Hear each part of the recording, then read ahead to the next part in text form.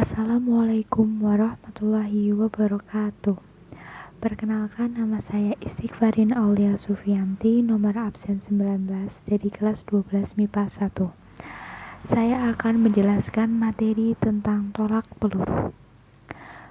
Pembahasan yang akan saya jelaskan adalah 1. Sarana dan prasarana. 2. Cara memegang peluru bola besi.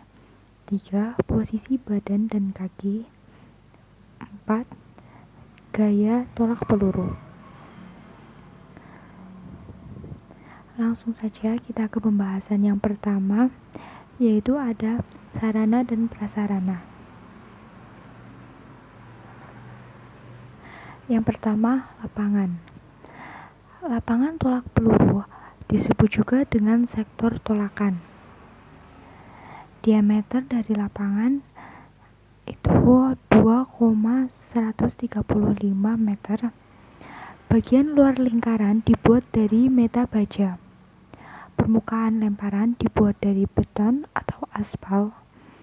Lingkaran yang dibagi menjadi bagian yang ditandai garis cat yang ditarik dari titik pusat lingkaran 75 cm di kiri dan kanan luar lingkaran.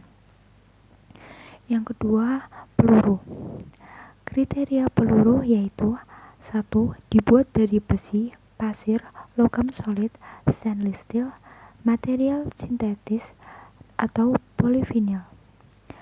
Yang kedua, ukuran peluru disesuaikan dengan jenis lapangan yang digunakan.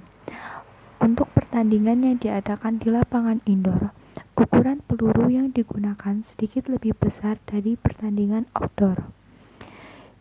Ketiga, ketentuan untuk berat dan diameter peluru.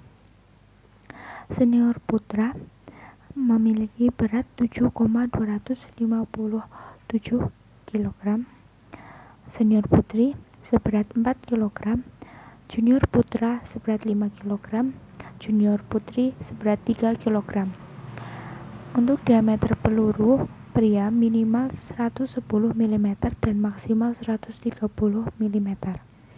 Diameter peluru wanita minimal 95 mm dan maksimal 110 mm.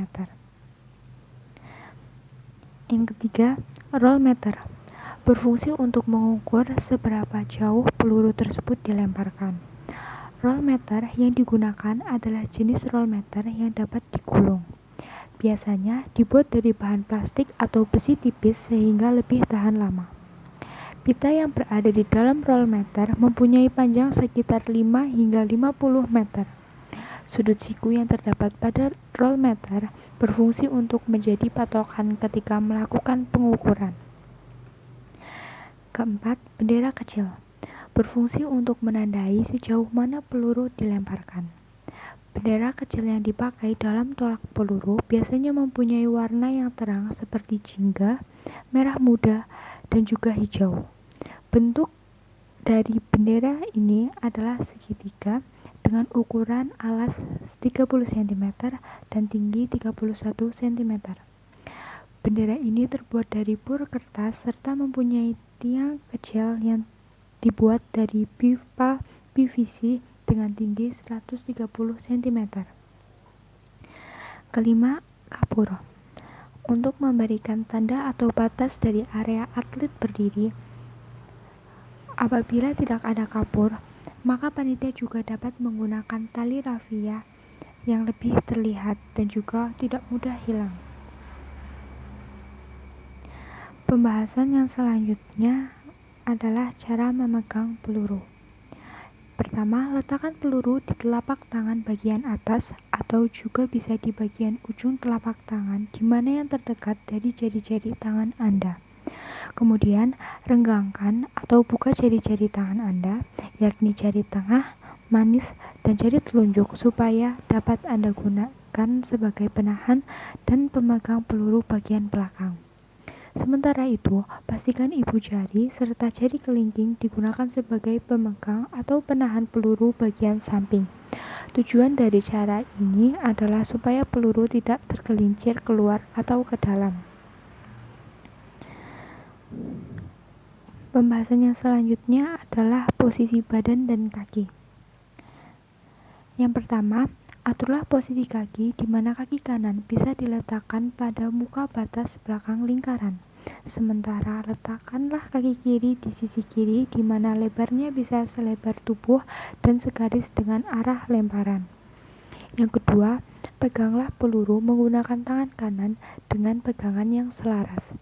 Yang ketiga, letak peluru bisa diatur dengan baik oleh tangan yang memegang peluru.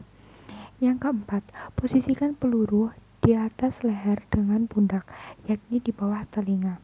Saat membuka, rentangkan lengan segaris dengan bahu.